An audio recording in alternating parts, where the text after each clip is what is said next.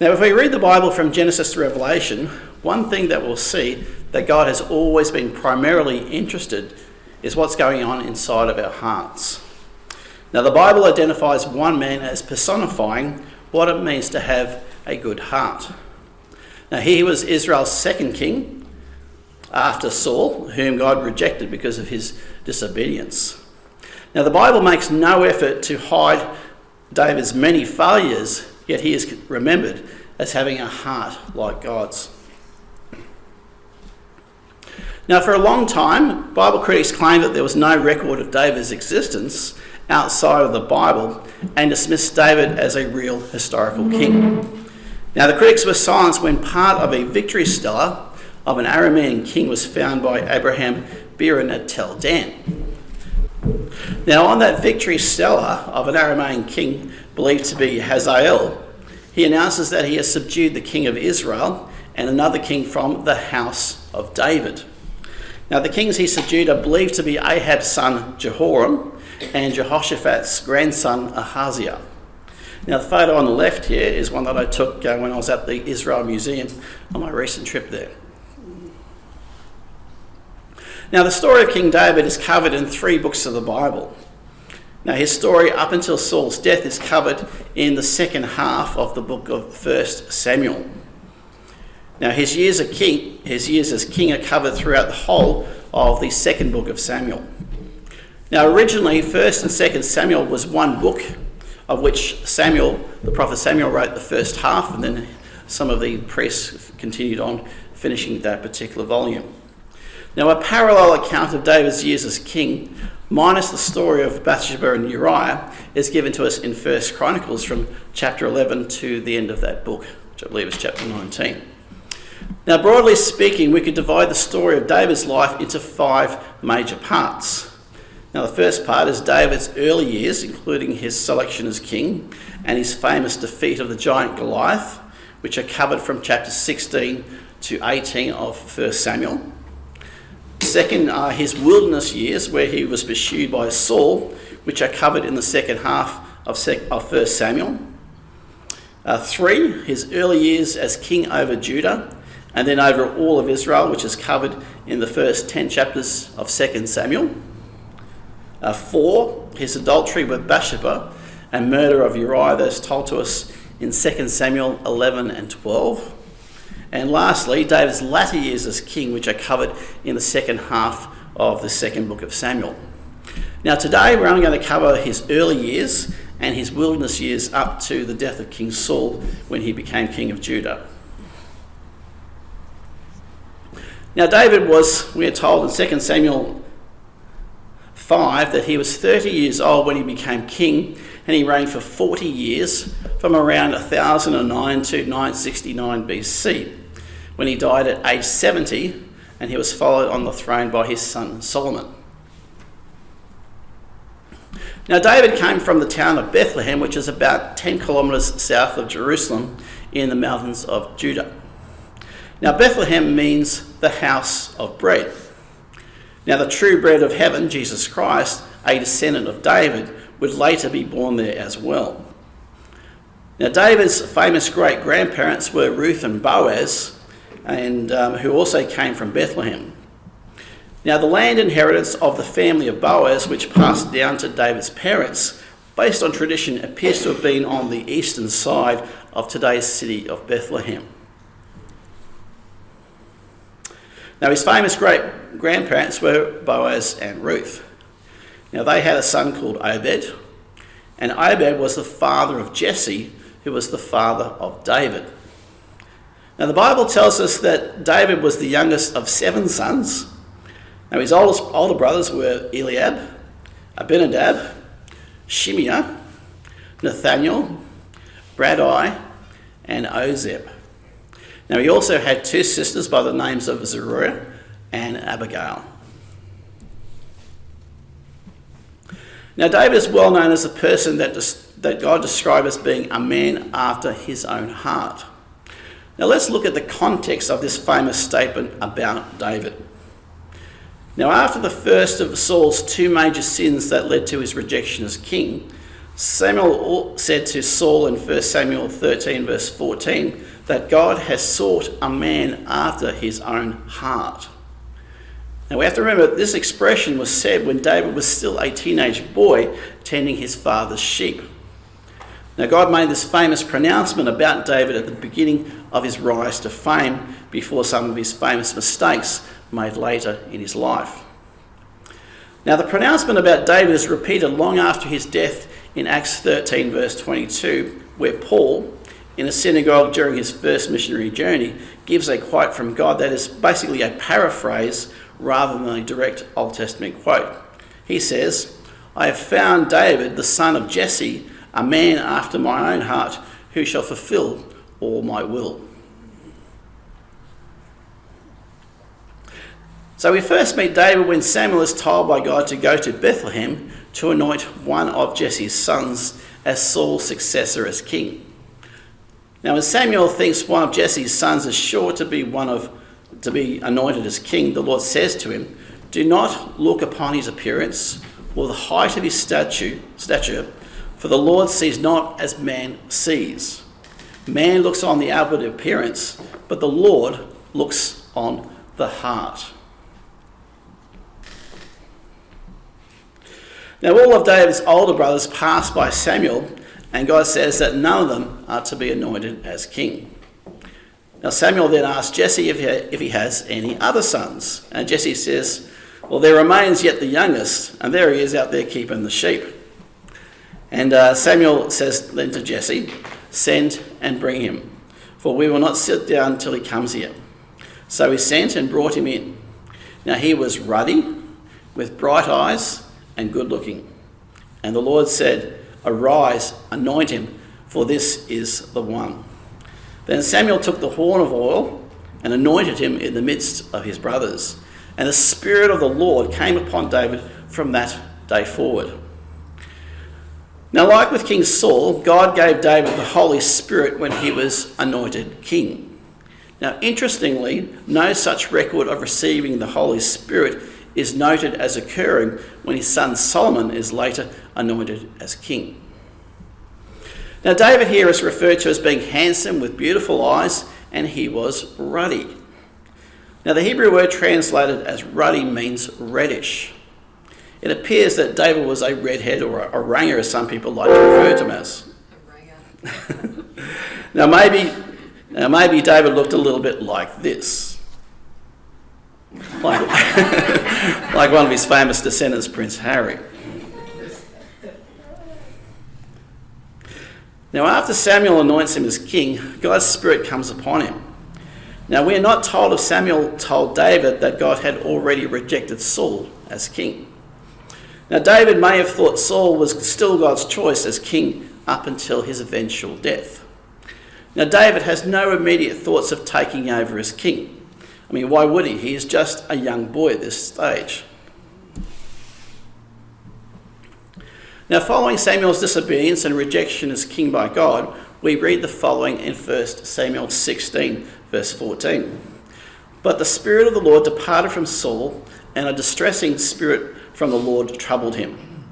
Then one of the servants answered and said, 'Look, I have seen a son of Jesse, the Bethlehemite, who is skillful in playing, a mighty man of valour, a man of war, prudent in speech, and a handsome person, and the Lord is with him.' And so it was when the Spirit from God was upon Saul that David would take a harp and play it with his hand. Then Saul would become refreshed and well, and the distressing spirit would depart from him." Now David is known as a skillful harp player, and because of this, from time to time, he is brought in by Saul to help soothe his terrible moods. Now David is also called a man of valour and war. Now this event here may or may not have occurred after David killed Goliath, which was recorded in the next chapter. Now the reference to him as a man of valour and war might also possibly refer to his bravery in killing a lion which had attacked one of his sheep.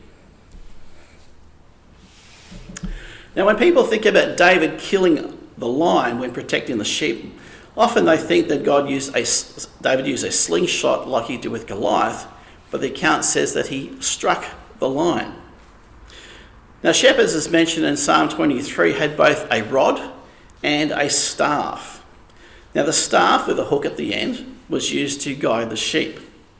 Now, the rod was a stick with a thick knob at the end, and it was used to part and inspect the wool, and also to protect the sheep from predators. Now, it would have been one of these rods that David used to strike and then later kill the lion that stole one of David's sheep. Now, in 1 Samuel 17, we read that the Philistines come to fight Israel in the valley of Elah. Now, in verse 1 it says, "Now the Philistines gathered their armies together to battle and gathered at Soko, which belongs to Judah.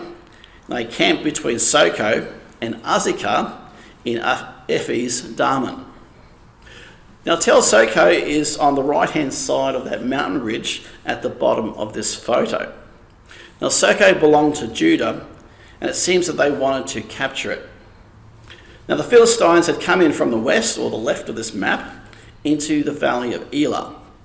Now, to get to Soko, they would have had to pass south of the hilltop Tel of Azekah, which is shown on the top left of this photo. Now, the Philistines were camped between Azekah and Soko in Ephes Daman. Now, Ephes Daman means border of blood. Now, this map shows that the valley of Elah was in that buffer region between Israel and Philistia. Now, the valley is also due west of Bethlehem, where David was from. Now, Bethlehem is just visible on the mountainous ridgeline looking east of the valley. Now, continuing on in verse 2, we read, "And Saul and the men of Israel were gathered together, and they encamped in the valley of Elah, and drew up in battle array against the Philistines. The Philistines stood on a mountain on one side, and Israel stood on the other side with a valley between them."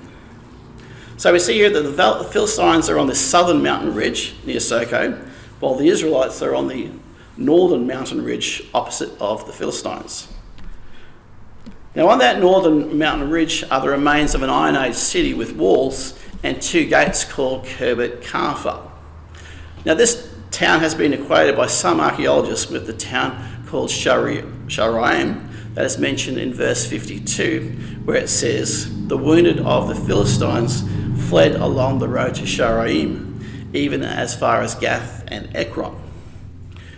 Now, the name Sharaim actually means two gates, and this rather uncommon feature does match Kirbet Karfa on the northern mountain ridge there. Now, that said, Kirbet Karfa is on the opposite mountain north, so why would they be heading up a road to the mountain where the Israelites were and not west to where Gath and Ekron are? Now, I doubt this, and for this reason, I doubt this hilltop Tel was actually Sharaim. Now, another reason I doubt this is Sharaim is that the town dates to the Iron Age 2 period. Now, while this date matches on the standard chronology, the Iron Age is much later in the revised chronology that I personally support and have discussed in previous messages. Now, in between the Israelites and the Philistines on the opposite mountain ridges was the brook Elah. Now, today is mostly dry, but it would have flowed back in the time of David. Now, on the right of this map, I've also noted the kibbutz, where I stayed with the Robertsons and the Nelsons for a week when we participated in a dig at Tel Burner. So it was very cool to be able to stay in this historic valley where David killed Goliath. Now, in between the Israelites and the Philistines on the opposite mountain ridges was the brook Elah. Now, from this brook is where David picked up 5 smooth stones for his slingshot.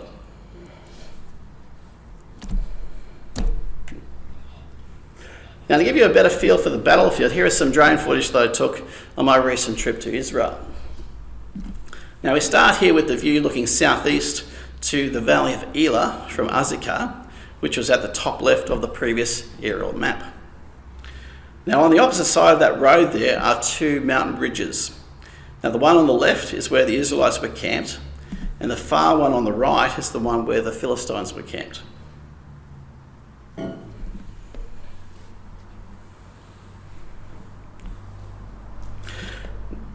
And now we're looking at Tel Soko on the southern mountain ridge where the Philistines were camped.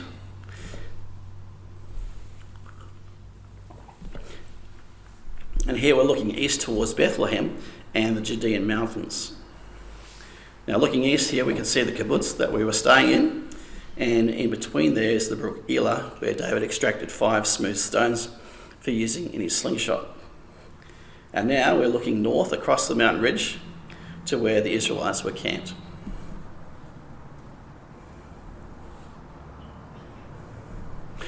Now amongst the Philistines is a giant named Goliath, who is 6 cubits and a span. Now that equates to about 9 feet, 9 inches, or 3 metres tall. Now he comes from the town of Gath, which is the closest Philistine city to the valley of Elah, just west of the valley. Now he had a bronze helmet and a coat of bronze chainmail that was 5,000 shekels in weight. He had an iron spearhead on his spear, which was 600 shekels in weight. Now, some very interesting arrowheads in the Israel Museum, which archaeologist Joel Kramer points to as evidence of giants in Israel. Now, notice the giant one in the photo on the left compared to the small one that's right next to it in the bottom right of the photo. Now these were made from bronze. Now, Goliath's spearhead was made of iron, so this is obviously not Goliath's. But you get some idea of the size of how big it could have been. Now the bottom right photo here shows scales of bronze chainmail like that worn by Goliath. Now day after day, Goliath challenges Israel for a single man-on-man combat battle. Now all the Israelites are too afraid to challenge him.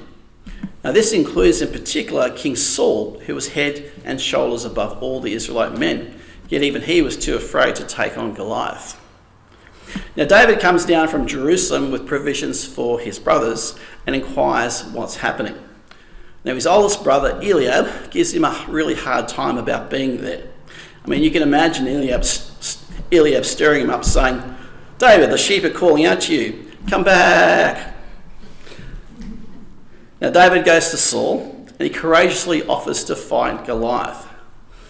Now when he talks to Saul saying he will fight Goliath, he tells Saul that he trusts God to give him deliverance, just as God backed him up and gave him deliverance from a lion and a bear while protecting his sheep. Now Saul reluctantly agrees and offers his armour, which David declines, taking only his staff, sling and 5 stones from a brook. Now David was full of confidence, but not in his own ability. He was confident in God's power to back up his actions when he went up against Goliath. Now to Goliath, he said over in 1 Samuel 17, "You come to me with a sword and a spear and a javelin, but I come to you in the name of the Lord of hosts, the God of the armies of Israel, whom you have defied. The Lord will deliver you into my hand today, and all this multitude shall know that the Lord does not save with sword and spear, for the battle is the Lord's." Now it's hard not to love his courage and complete confidence in God to back him up. He is only concerned with God's will and honour, and he has complete trust that God will back him up, as he did with the lion and bear previously. Now when you are passionate about God's will and caring for others, it can give you great courage to push through and do the right thing, even when you are afraid. Now Goliath did have a defensive weapon to protect himself with his shield, but he was either too complacent with it in his defence, or his armour bearer did not hold it up high enough. Now God ensured that the stone hit him right between the eyes and killed him. Now it turned out to be more lethal than a bouncer from Jeff Thompson.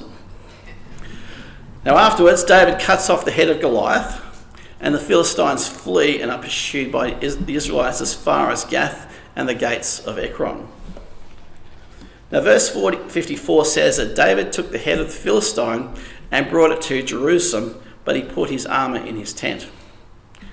Now Jerusalem was controlled by the Jebusites at this time, so he likely took it there after he later conquered Jerusalem.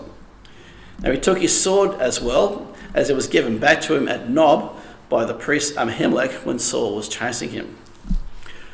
Now, Goliath represented evil and the children of the devil. Now, was the defeat of Goliath a type of the messianic prophecy in Genesis 3:15, where it says, "He shall bruise your head and you shall bruise his heel"?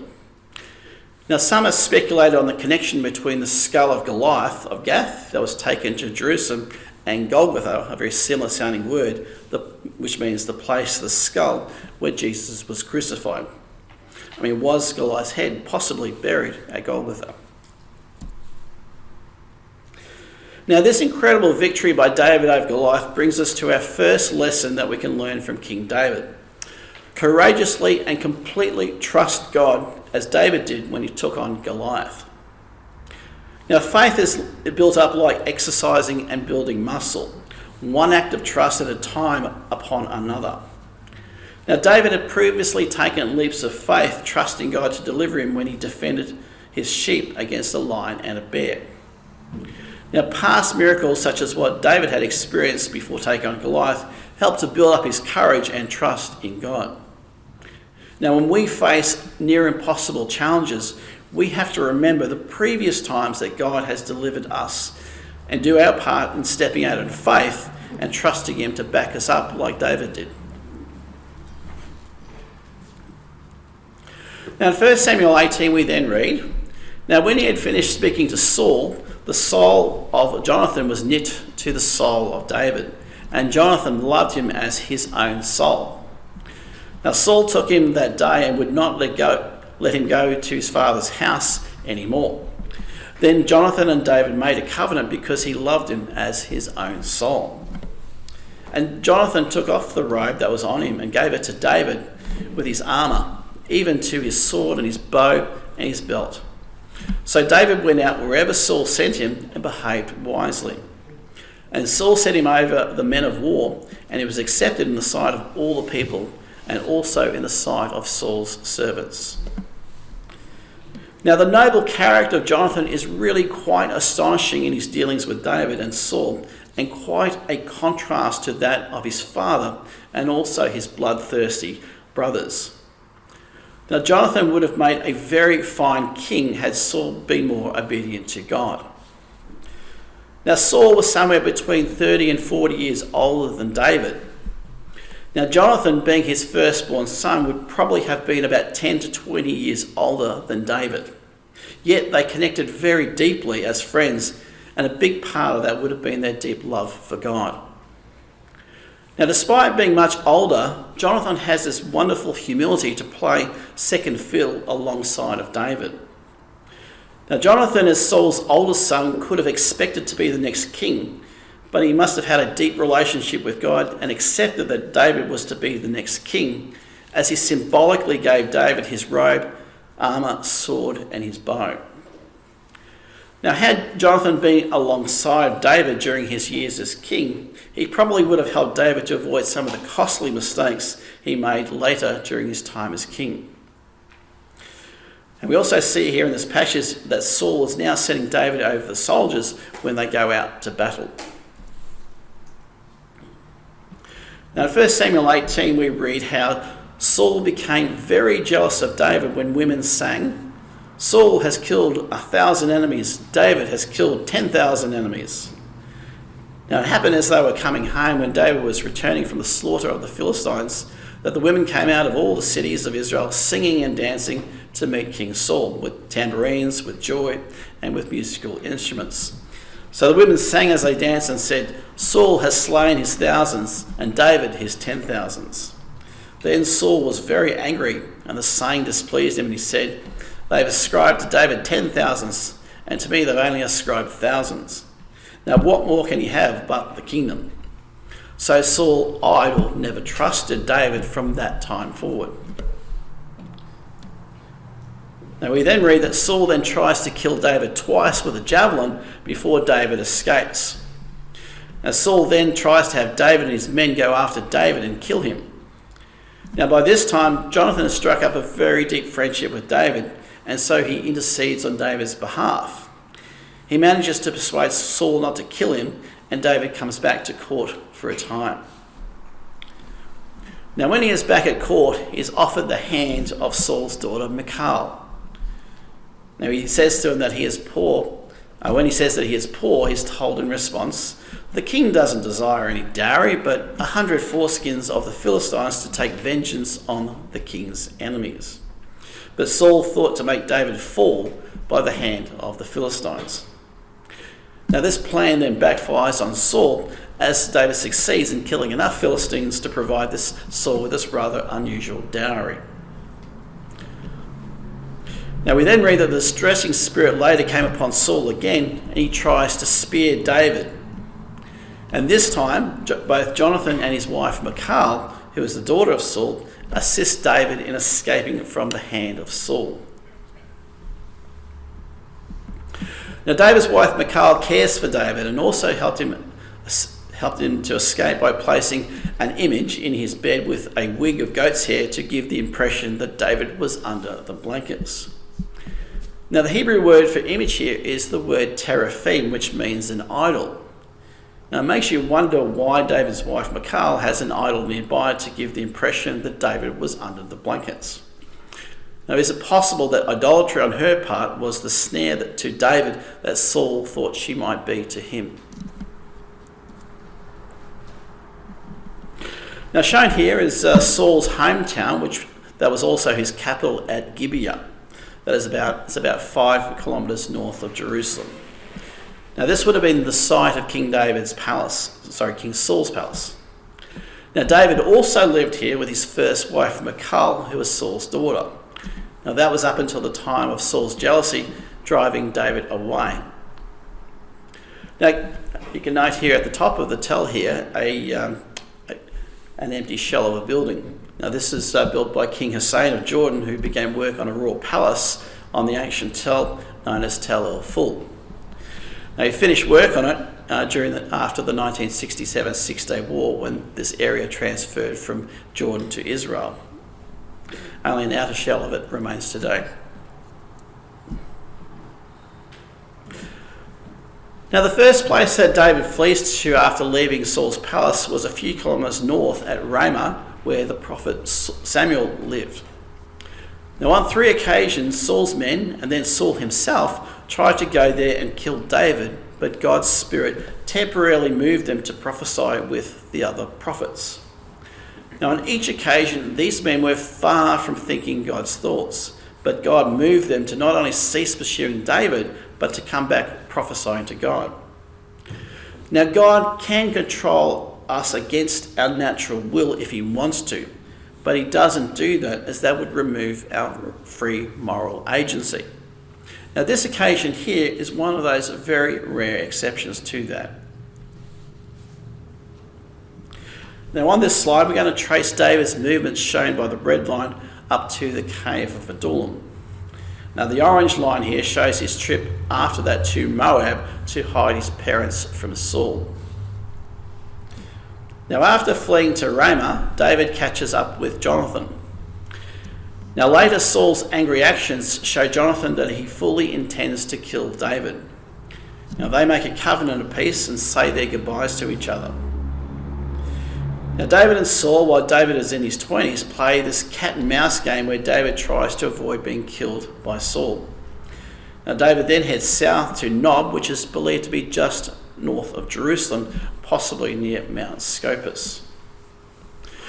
Now at this point in time, the Ark of the Covenant is at Kirjath Jearim, a few miles west of Jerusalem. Now the tabernacle, however, appears to be at Nob, following the destruction of Shiloh.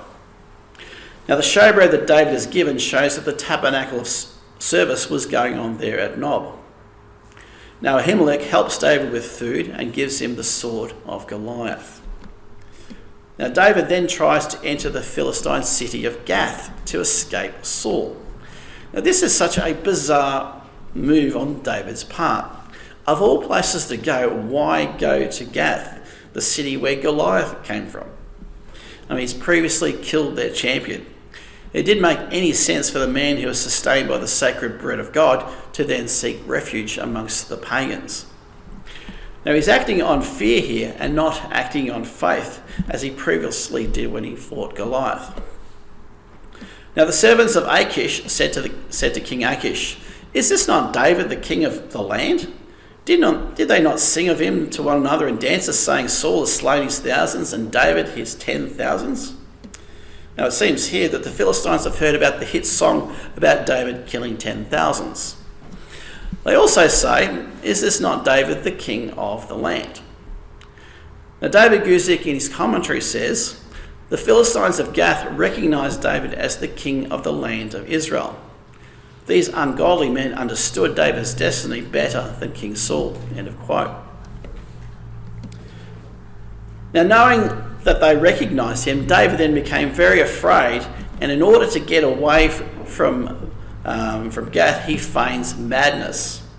He scratched on the doors of the gate and let his saliva fall down on his beard. Then Achish said to his servants, Look, you see the man is insane. Why have you brought him to me?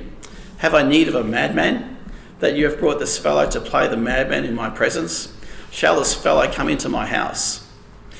Now the trick to not fall captive to them when he realised he was recognised worked, as we read at the start of the next chapter, 1 Samuel 22. David therefore departed from there and escaped to the cave of Adullam. So when his brothers and all his father's house heard it, they came down there to him. And everyone who was in distress, everyone who was in debt, and everyone who was discontented gathered to him. So he became captain over them, and there were about 400 men with him. Now he then goes to the cave of Adullam, where 400 others under distress come and join him. Now he then takes his parents to be protected by the king of Moab before he returns back to the forest of Hereth. Now you have to remember why he went to Moab. His great-grandmother Ruth was a Moabitess. Now when we were in Israel, we went and visited the cave of Adullam, which is a relatively short drive from the valley of Elah, where we were based for a week. Now there's a whole network of caves that could accommodate quite a lot of people there. Now Saul later finds out that David was assisted by the priests at Nob, who claimed no knowledge that David had become Saul's enemy. Now with the help of Doeg, the Edomite, Saul kills 85 priests at Nob, and only Abiathar, son of Ahimelech, escapes. Now in time, the line of Abiathar will relocate the temple to the high place of Gibeon, where it will stay until the temple is built. Now nothing is more revealing of the extent of the King Saul's derangement than the senseless slaughter of the 85 priests at Nob that is noted in 1 Samuel 22. Now this evil, murderous act would, in the laws of Israel, have earned Saul the death penalty in God's eyes and made him unfit to remain as king. Now after the priests at Nob were killed by Saul, Abiathar, son of Ahimelech, brought to David the ephod, or the breastplate that contained the Urim and the Thummim, through which they could inquire about matters directly from God. Now the words Urim and Thummim mean lights and perfections, or lights and darkness, depending on your source. Now nothing is known for sure about how they worked.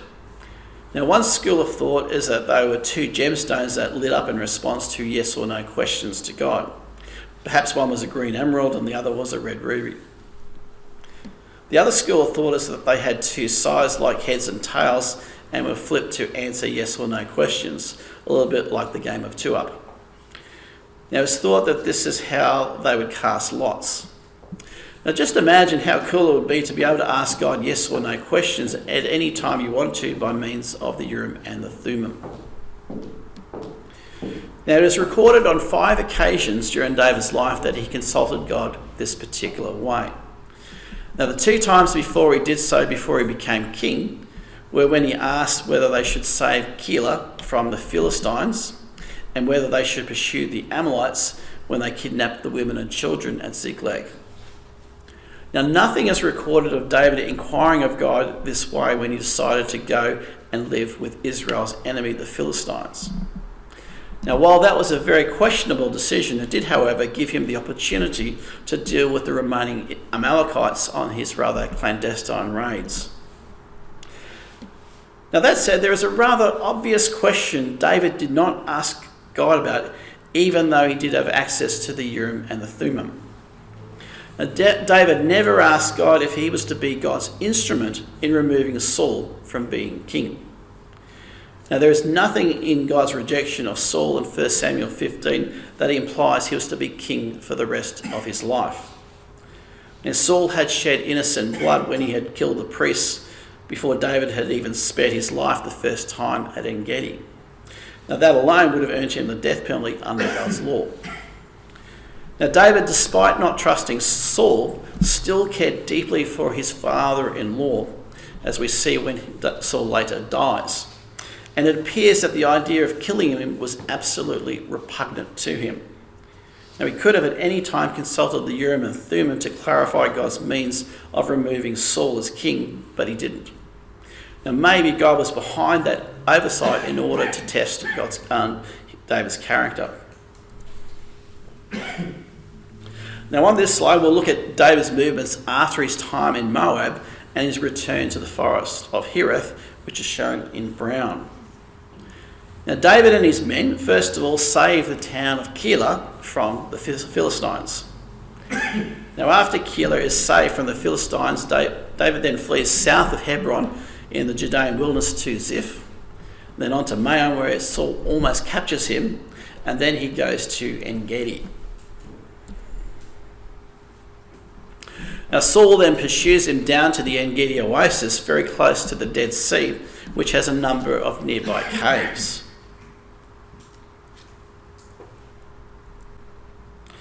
Now, En-gedi, with its lush vegetation and living flowing water, is a great contrast to the nearby Dead Sea, which you see in the Australian footage that I took there. Now, 1 Samuel 24 starts off by saying, "Now it happened when Saul had returned from following the Philistines that it was told him, saying, 'Take note, David is in the wilderness of En-gedi.' Then Saul took 3,000 chosen men from all Israel and went to seek David and his men on the rocks of the wild goats. So he came to the sheepfolds by the road where there was a cave, and Saul went in to attend to his needs." In brackets, David and his men were staying in the recesses of the cave.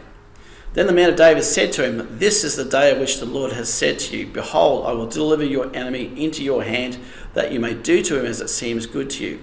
And David arose and secretly cut off a corner of Saul's robe. Now Saul goes into a cave that he doesn't realise that David is in to relieve himself. And David's men see this as God's way of delivering Saul into David's hand. Now David rejects this viewpoint and chooses not to kill him. Instead, he cuts off a corner of his robe to prove to Saul that he doesn't wish to harm him. Now notice David's humility here and how he addresses Saul at En-gedi. Now he was willing to lower himself, saying that he was of no great importance.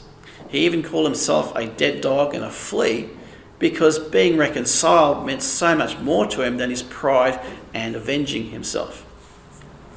Now, just as pride comes before a fall, so too does humility come before a restoration of any friendship.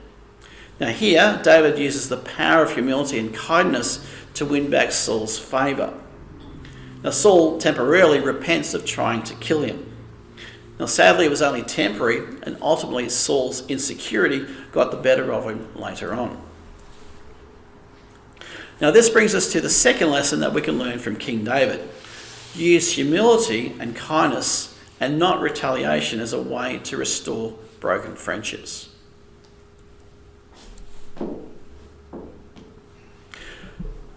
Now in 1 Samuel 24:22 it says, "And Saul went home, but David and his men went up to the stronghold."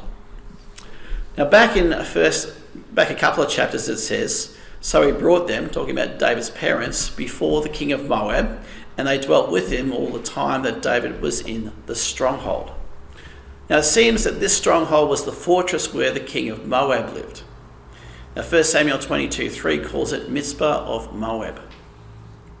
Now when we were in Jordan and we ascended from near the Dead Sea to travel east, we ran across this castle and assumed it was just another Arab or Crusader castle.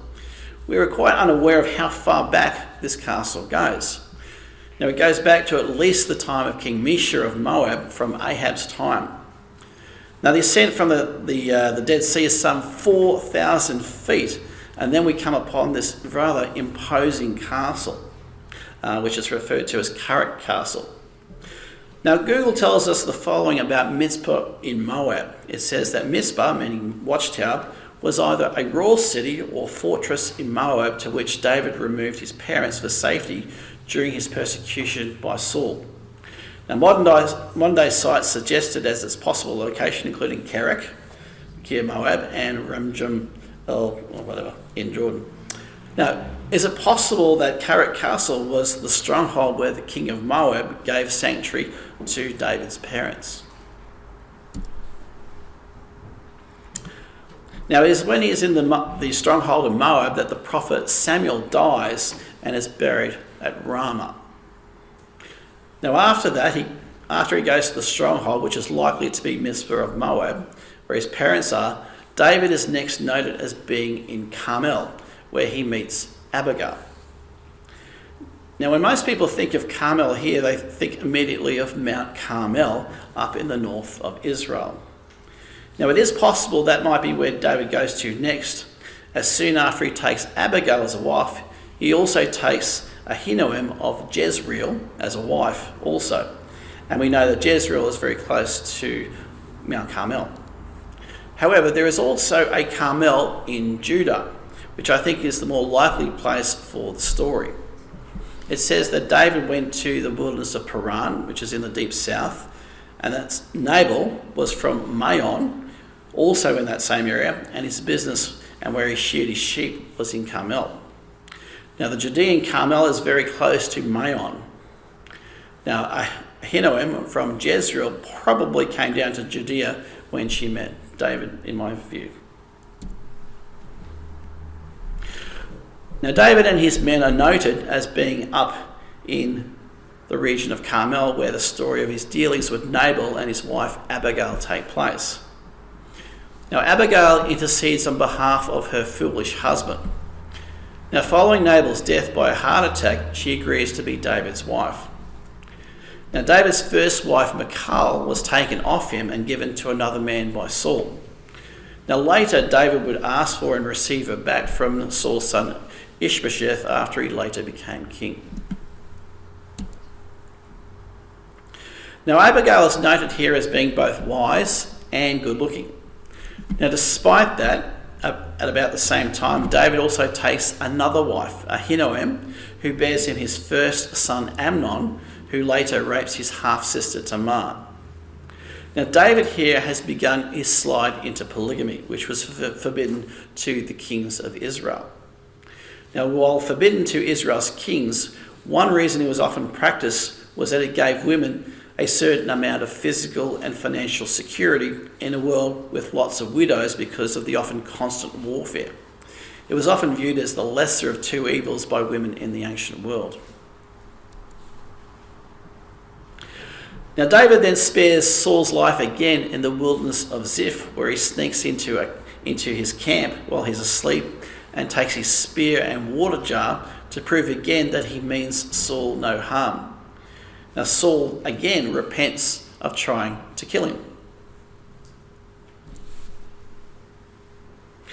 Now, this time David snaps after the second apparent reconciliation with Saul. Now, David loses all faith in Saul not going after him again, and he flees to the Philistine city of Gath to be beyond his reach. I mean, what is David thinking here? Of all places, he goes to Gath, the hometown of Goliath. Now, the first time he went there, he was recognised and pretended to be a madman to avoid being taken by the Gittites. Now, the second time appears from the account that he had much better success. Now, verses 1 to 4 of 1 Samuel 27 says, David said in his heart, "Now I shall perish someday by the hand of Saul. There is nothing better for me than I should speedily escape to the land of the Philistines, and Saul will despair of me to seek me any more in any part of Israel. So I shall escape out of his hand." Then David arose and went over with the 600 men who were with him to Achish, the son of Maach, king of Gath. So David dwelt with Achish in Gath, he and his men, each man with his household, and David with his two wives, Ahinoam the Jezreelitess, and Abigail the Carmelitess, Nabal's widow. And it was told Saul that David had fled to Gath, so he sought him no more. Now, did Achish just welcome David with open arms? Now, the account seems to read that way, but there is a detail in the book of Psalms that puts this whole scenario into a different light. Now, David Guzik in his commentary says the following: David knew he was discovered and understood that King Achish would not let the man who killed Goliath go. Now, David's words in Psalms 56 help us to understand what happened here. The title of that psalm identifies it as the song he wrote when the Philistines captured him in Gath. Apparently, although 1 Samuel doesn't detail it, the Philistines captured David when he came to Gath. David thought he could find anonymity or sympathy among the ungodly Philistines in Gath, but he was wrong. Psalms 56 describes David's journey from fear to praising as a prisoner in Gath. End of quote. So this wasn't quite such a bright move after all. Now that said, God then begins to turn things around for David. Saul stops chasing him, and somehow, we're not told, God grants him favour, and a lot of it in the eyes of King Achish. Somehow he manages to persuade the king of Gath that he is not his enemy, and the king of Gath gives David and his men the town of Ziklag. Now here is a view of Tel Es-Safi, which most scholars believe to be ancient Gath, where Goliath came from and where David fled to in order to escape Saul. Now we were quite amazed at how big this particular Tel was. Now that is mainly because it is built on a natural hill with limestone caves and is not an artificial Tel like a number of others. Now the area around the summit, which we're coming up to now, is the upper city, and it would have been where King Achish would have dwelt. And there's the summit now. Now, like I said, somehow he manages to persuade the king of Gath that he is not his enemy, and the king of Gath gives David and his men the town of Ziklag. Now, a number of candidates have been put forth for Ziklag. Now, the strongest contender at this time is Khirbet el-Arai, close to Lachish. Now, here's some drone footage of the site. Now, of all the sites that I visited in Israel, this one is the one by far had the most number of thorns to contend with when you're walking around it. Now, after a year and a half of living with the Philistines, everything suddenly went pear-shaped for poor old David. Now, while returning to Ziklag after being rejected by the Philistine princes, the Amalekites, in retaliation for David's clandestine raids upon them, burn Ziklag and capture the women and children. Now, after consulting God on the matter, David and his men then pursue the Amalekites and recover all the people that the Amalekites had kidnapped. Now, in Saul's final days, the Philistines mounted new attacks on the Israelite heartland. At no time able to deliver a strong enough blow to their persistent enemy, Saul gathered his forces at Mount Gilboa near the Jezreel Valley to drive the Philistines into the valley of Jezreel. Now, 1 Chronicles 10 verses 13 and 14 summarises Saul's sad end. So Saul died for his unfaithfulness which he had committed against the Lord, because he did not keep the word of the Lord, and also because he consulted a medium for guidance. Therefore he killed him and turned the kingdom over to David, the son of Jesse. Now Saul and Jonathan and two of his other sons were killed on Mount Gilboa, bringing an end to the sad reign of King Saul. Now David grieved very deeply for the loss of not just Jonathan, but also Saul as well. Now he then inquired of God what to do next, and so he ended up going up to Hebron. And it says in 2 Samuel 2:4, "Then the men of Judah came, and there they anointed David king over the house of Judah." Now King Saul has died, and David, now at age 30, has now become the king of Judah. Now, after some civil war with one of Saul's sons, Ishbosheth, he will later become king over the rest of Israel. So that brings us up to the time of David becoming king. So on that note, we'll conclude part 1 of Lessons from David. When I'm up here next time, we'll continue part 2, where we'll examine the reign of King David when he becomes king till his eventual death at age 70. Thank you.